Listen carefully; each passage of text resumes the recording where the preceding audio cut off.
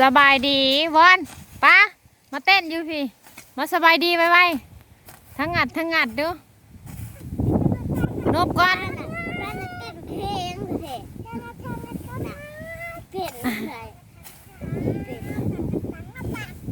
สบายดีก่อนนบไว้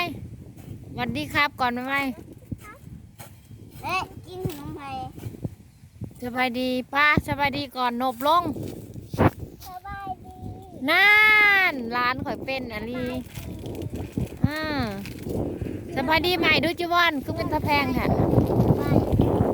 ฮะสบายดีใหม่ดูสบายดีเอ้ยงานเด็ดตีกบลงงามๆปลากบลงแบบจิวอนนะจิวอนช้อนสปาโอ้ยงามเด้มื้อนี้สิมาหยังสิมาเห็ดหยัง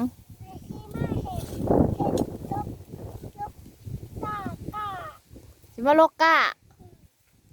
สิมาโลกก้าซอยไผ่ซอยพ่อใหญ่สปาเด้สิมาหยังลูก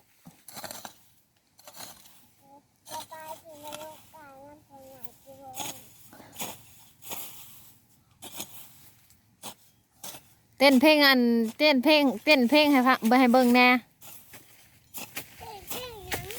แล้วแต่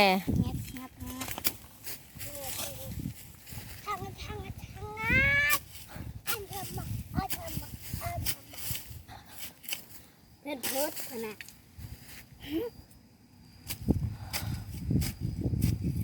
มาได้ไหมป้า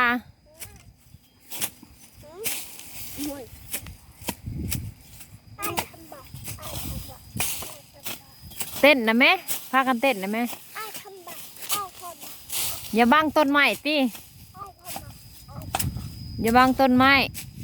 ใช่ต้นไม้ก็เห็นว่า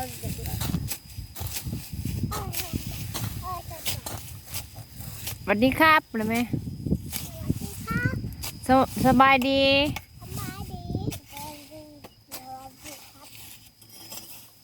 เต้นบันนี้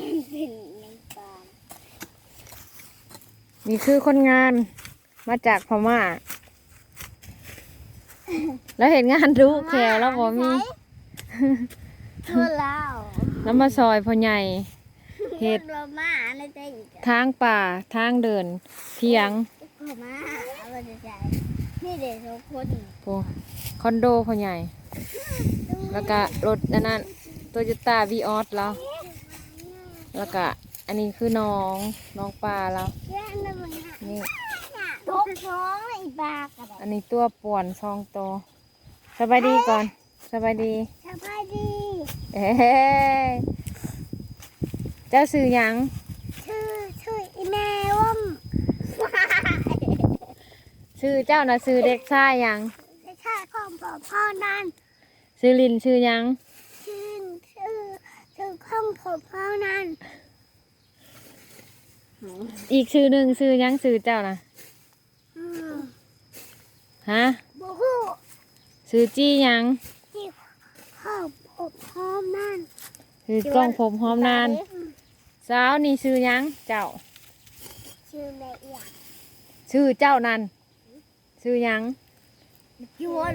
ชื่อเอียชื่อแม่เทพ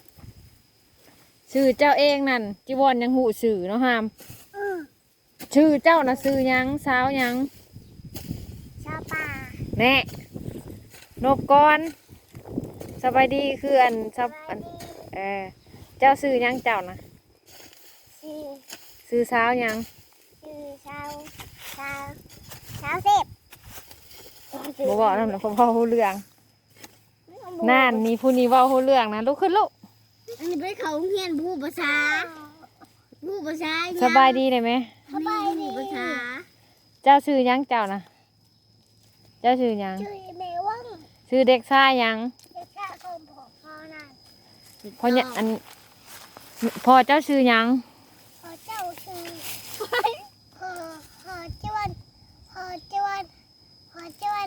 พ่อจวนหัวคู่หัวจวนพ่อใหญ่ยังอีตายัง อีตาโคงู บอแม่ได้ซื้อหยังซื้อแม่หยัง ชื่อแม่ว่อง บอพ่อได้ซื้ออันซื้อตาหยัง ตา ตาสอ พิงเงา บอเจ้าเป็นคนบ้านใด ลกตา เหมาะ ลกแห ครูยังสอนเจ้านะอยู่โรงเรียนนะครูยังสอน คู่อิ้ว สอนหยังแหน่ ทอดข้อมผบพอนั่น ก็เอ้ยก็ไก่เราสุฟังดู เอ้ยก็ไก่ก็ไข่จงให้เราก็ขวดข้องเราก็ควายเข้านาก็ขนถึงขังข้างผาก็งูใจกล้าตัวทานไทยดีตัวทิ้งตีตังตัวชามวิ่งหนีตัวเท่าร่ามจีตัวเธอคู่กันตัวยิงโชฟ้าเธอดาตัวพันเธอตะตักคนหันเธอทานเข้าวราอ่างเนื่องนางหูตาเต้า เออเก่งๆตบมือให้ตัวเองแน่ สปาได้ปะดิ อ่ะ A B C D ดู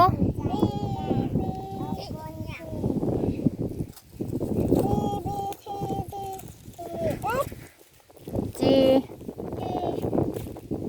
S I J K